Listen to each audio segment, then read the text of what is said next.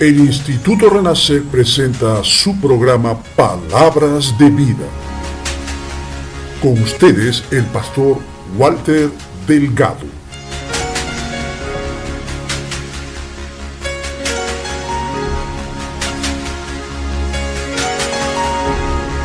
Hola amigos, ¿cómo están? Mi nombre es Walter Delgado, bienvenidos a nuestro programa Palabras de Vida. Quiero compartir con ustedes un tema importante. Tú sabes que la vida cristiana es una experiencia maravillosa. Desde el momento que aceptamos a Cristo, tenemos a Él en el corazón y podemos disfrutar de todas las bendiciones que Dios nos enseña a través de su palabra.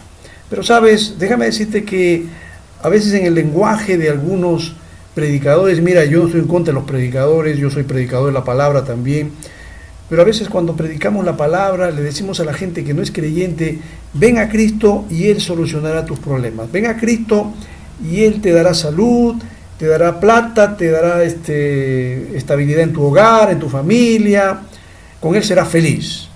Mira, hoy en día se ve que en lugar de predicar las buenas nuevas de que los pecadores pueden ser hechos justos en Cristo y escapar de la ira venidera, nos hemos conformado con un evangelio que implica que el principal propósito de Dios al salvarnos es desplegar un plan maravilloso para nuestra vida, resolver nuestros problemas, hacernos felices en Cristo y rescatarnos de las molestias de la vida.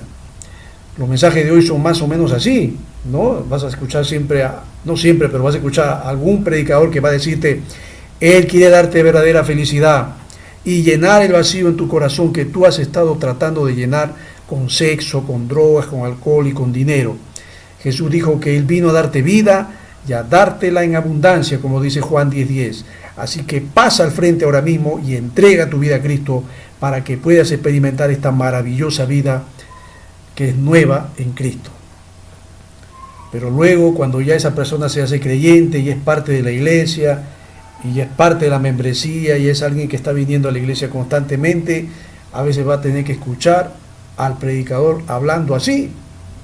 Oremos por la familia Juárez, que perdieron a sus 2 hijos en un accidente automovilístico esta semana. Oremos también por el hermano Hernández, le han diagnosticado cáncer. Acuérdense de orar por toda la familia de él. Su esposa tuvo un aborto de nuevo el día martes y sus otros 2 hijos son asmáticos crónicos.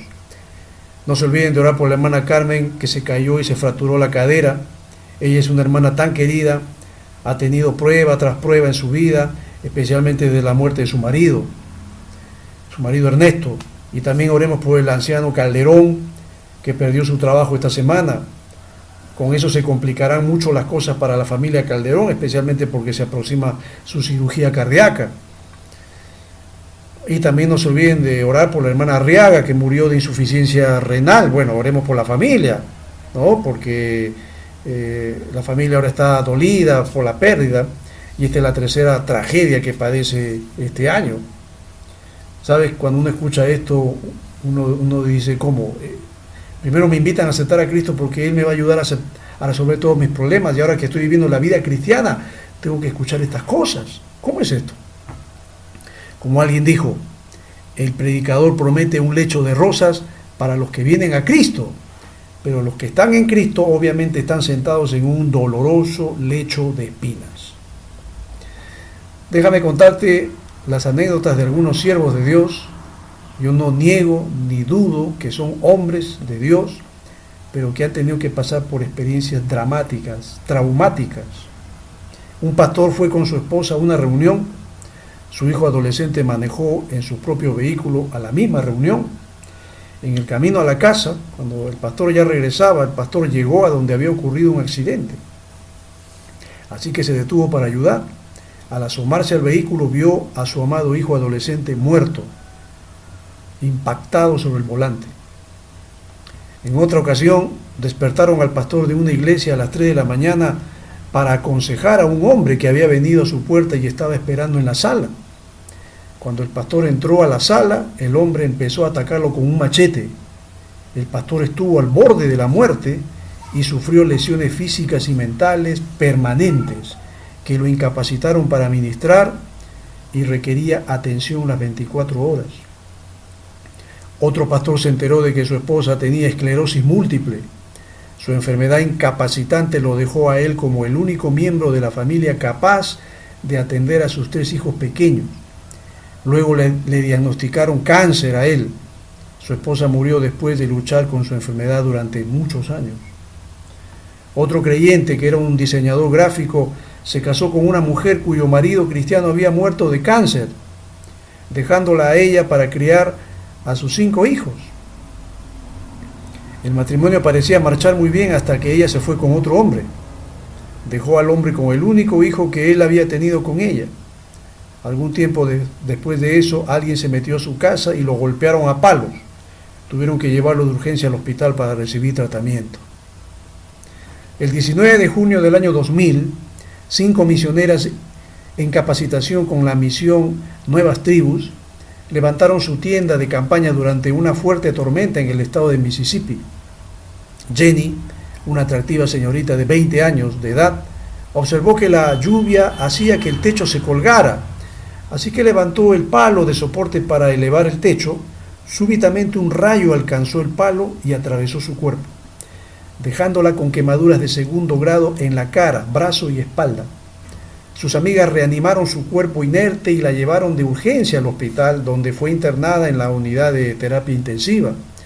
La joven misionera se recuperó, pero quedó terriblemente marcada por cicatrices y parcialmente ciega. ¿Sabes? En el año 1413, Juan Hus fue citado a comparecer ante el concilio de la Iglesia Romana en Constanza. Cuando fue arrojado a la prisión por 19 meses esperando ser juzgado por su fe y luego sentenciado a muerte, sabía con certeza que Dios obraría en todas las cosas para su bien. Cuando fue quemado vivo en la hoguera y su cuerpo carbonizado inerte cayó entre las cenizas, la promesa maravillosa de que Dios ayudaría en todo para su bien en medio de tan indescriptible horror seguía plenamente vigente. El 9 de noviembre del año 2006, 3 adolescentes cristianas fueron decapitadas por militares de Indonesia. Sus cabezas fueron depositadas en bolsas de plástico en su aldea, junto con una nota escrita a mano que amenazaba con más ataques similares. Si estas muchachas amaban a Dios y habían sido llamadas conforme a su propósito, ellas también podían invocar esta increíble promesa de que Dios nunca las dejaría solas. En Malatia, Turquía, cuando 3 hombres cristianos que estaban trabajando en una editorial que publicaba Biblias fueron atacados por musulmanes, esto pasó el 18 de abril del año 2007, indudablemente que ellos sabían que Dios obraría en todas las cosas para el bien. Al ser atados de manos y pies, torturados con cuchillos y finalmente degollados, ellos seguían creyendo en la promesa de que Dios estaría con ellos para guardarlos. ¿Sabes? Según el seminario teológico Gordon Conwell, globalmente un promedio de 171,000 cristianos son martirizados por su fe anualmente. La tradición de la Iglesia nos habla también del destino de varios de los apóstoles y evangelistas primitivos. Tú sabes que Jesucristo llamó a 12 apóstoles. De los 12 apóstoles, todos murieron martirizados menos Juan. Felipe fue crucificado en Frigia en el año 54 después de Cristo. Mateo fue decapitado en Etiopía en el año 60 después de Cristo. Bernabé fue quemado en la hoguera en Chipre en el año 64 después de Cristo. Marcos murió arrastrado en Alejandría en el año 64 después de Cristo. Jacobo el menor fue muerto a garrotazos en Jerusalén en el año 66 después de Cristo. Pablo fue decapitado en Roma en el año 66 después de Cristo. Pedro fue crucificado en Roma en el año 69 después de Cristo. Andrés, el hermano de Pedro, fue crucificado en Acaya en el año 70 después de Cristo. Tomás, el incrédulo, pero que al final creyó, fue atravesado con lanza en Calamina en el año 70 después de Cristo. Lucas, el médico amado, fue ahorcado en Atenas en el año 93 después de Cristo. ¿Sabes, querido hermano? Si tú estás escuchando esto, seguramente que tú te vas a desanimar y tú dirás, bueno, entonces si esto me va a pasar, mejor dejo de ser cristiano. Pero si tú eres un cristiano convertido, tú tienes que tener en cuenta y en mente que la persecución siempre ha sido la porción de los piadosos. ¿Sabes lo que está pasando en el mundo actualmente?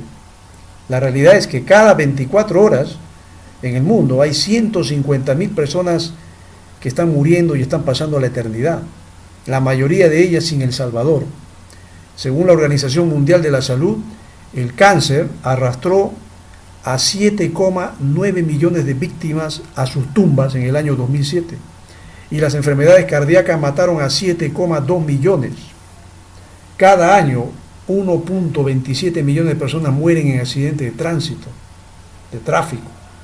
Mundialmente, las muertes anuales por influenza se estiman entre 250 y 500 mil.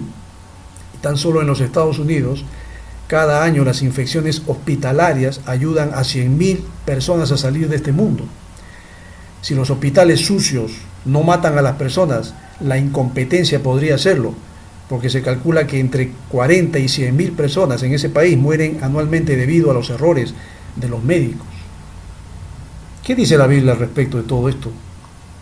Los creyentes de la antigüedad sabían que por causa de su fe ellos serían perseguidos. Pablo, o Lucas, mejor dicho, el autor del libro de los Hechos, en el capítulo 8, versículo 1, dice: y Saulo consentía en su muerte. Estamos hablando de la muerte de Esteban. Saulo consentía en su muerte. En aquel día hubo una gran persecución contra la iglesia que estaba en Jerusalén, y todos fueron esparcidos por las tierras de Judea y de Samaria, salvo los apóstoles.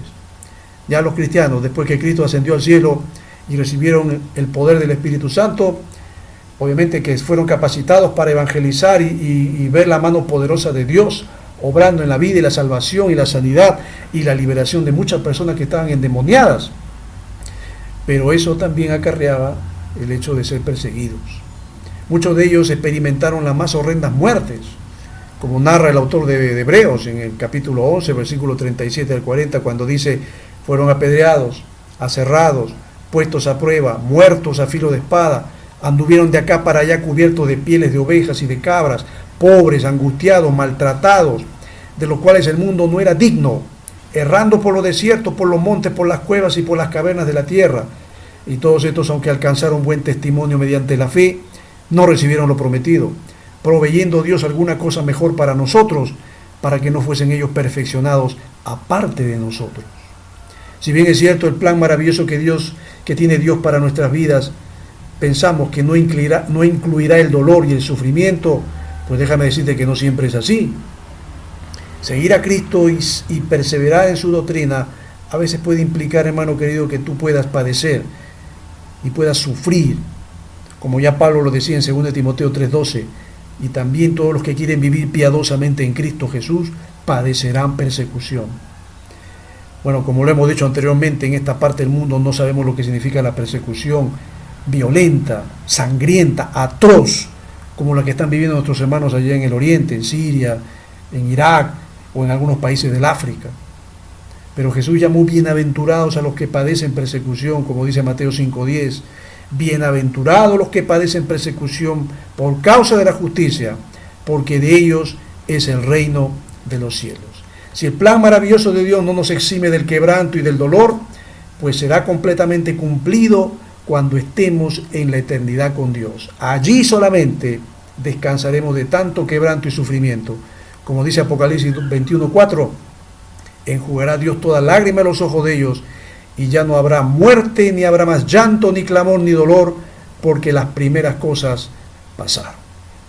El creyente sabe que aún con dolor, con sufrimiento y persecución, tiene un lugar en el cielo donde descansará eternamente.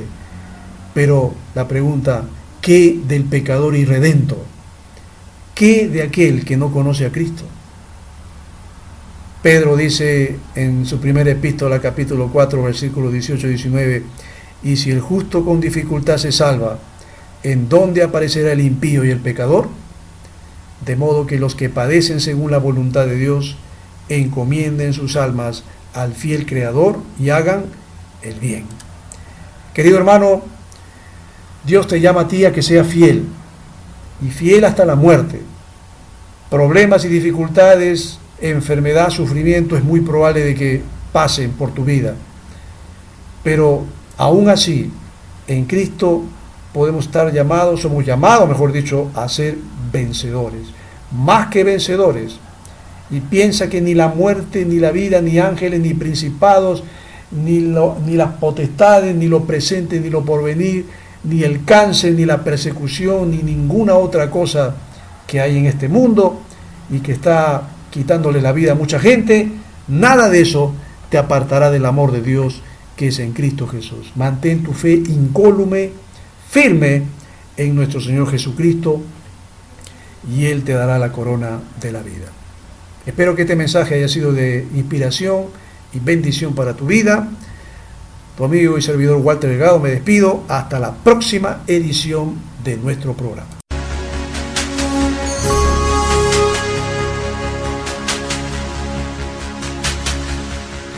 El Instituto Renacer presentó su programa Palabras de Vida. Le invitamos a sintonizarnos en la próxima edición de nuestro programa. Que Dios le bendiga.